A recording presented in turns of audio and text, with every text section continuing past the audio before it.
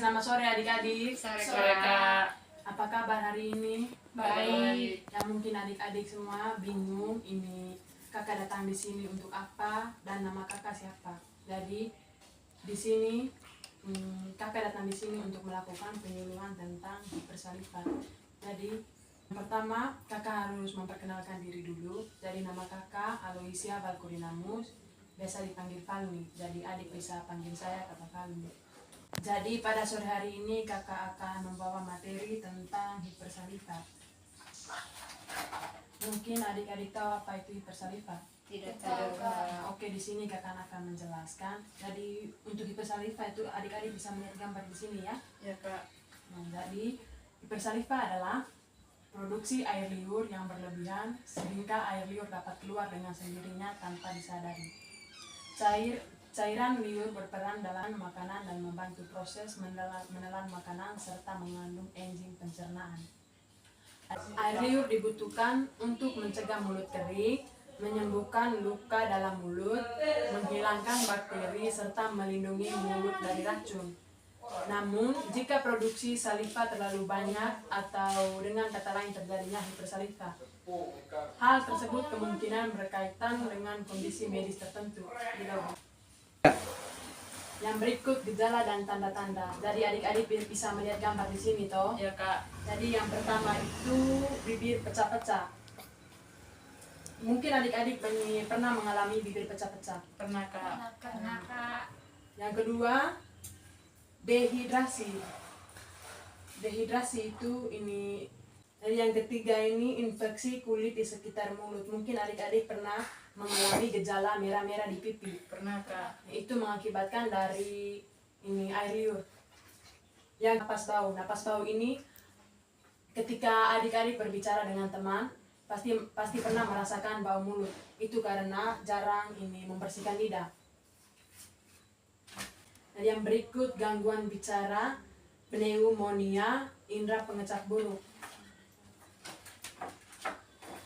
Yang berikut itu pengobatan, mungkin adik-adik bisa lihat di sini kan? Ya Kak. Nah, dari yang pertama itu terapi. Terapi bicara akan mengajarkan cara untuk mengontrol posisi dan postur agar dapat membantu menutup bibir dan menelan. Proses terapi ini akan bekerja untuk meningkatkan tonus otot dan mengontrol air liur. Yang kedua, obat-obatan. Obat-obatan tertentu dapat membantu mengurangi produksi air liur, termasuk scopolamine, glikopirolat, atropin sulfat. Yang keempat, operasi. Tindakan bedah yang dilakukan adalah yang berikut itu operasi. Tindakan bedah yang paling umum dilakukan dengan cara mengalihkan saluran. Yang keempat itu operasi. Tindakan bedah yang paling umum dilakukan adalah dengan mengalihkan saluran ludah ke bagian belakang mulut untuk mencegah air liur keluar dari mulut. Jadi ini mungkin adik-adik ada yang mau bertanya, silakan. Tidak ada Kak. Oke, baik, ini kakak akan memberi pertanyaan untuk adik satu saja ya. Dari penjelasan tadi mungkin adik-adik tahu apa itu hipersalivat atau air liur. Saya Ya, nama siapa deh? Kak. Ya, silakan.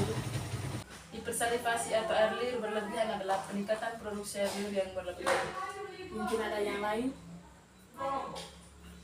Tidak ada Kak. Ya, oke adik-adik, di sini kakak akan mengevaluasi atau menjelaskan kembali materi yang kakak berikan tadi. Jadi yang pertama itu pengertian dari saliva adalah produksi air liur yang berlebihan sehingga air liur dapat keluar dengan sendirinya tanpa disadari. Mungkin adik-adik bisa melihat toh. Yang kedua itu penyebab. Yang pertama naiknya asam lambung. Yang kedua itu penyebab dari air saliva. Mungkin adik-adik bisa melihat toh. Nah, jadi yang pertama itu naiknya asam lambung. Produksi air liur berlebihan atau hipersaliva dapat disebabkan oleh naiknya asam lambung ke kerongkongan. Yang kedua itu perubahan hormon. Perubahan hormon inilah yang akan menyebabkan ibu hamil merasa mual, sakit kepala dan tidak nyaman. Yang ketiga itu obat-obatan. Ini beberapa obat tertentu dapat mengaktifkan sistem saraf tersebut dan menyebabkan produksi air liur berlebihan atau hipersalivta. Yang keempat itu kerusakan gigi. Gigi berlubang atau infeksi pada gusi bisa menyebabkan. Adik-adik bisa melihat sendiri toh. Yang berikut itu gejala dan tanda-tanda. Adik bisa lihat toh. Ya Kak. Yang pertama itu bibir pecah-pecah. Yang kedua dehidrasi. Yang ketiga infeksi kulit di sekitar mulut. Yang keempat napas bau. Mungkin adik-adik ada yang tahu itu ini gejala dari napas bau. Karena malas menyikat gigi. Yang lain? Kurang menyikat gigi, Kak. Oke, pintar. Yang berikut itu pengobatan. Yang pertama terapi. Yang kedua obat-obatan. Yang ketiga suntikan botox. Yang keempat operasi. Nah, oke, baik, terima kasih. Itu saja materi ini yang kakak berikan pada sore hari ini. Semoga bagi adik-adik bermanfaat. Selamat. Ini materi yang diberikan kakak tadi. Semoga adik-adik bisa bermanfaat. Jadi itu saja materi dari kakak. Sekian dan terima kasih. Selamat sore. Sore Kak.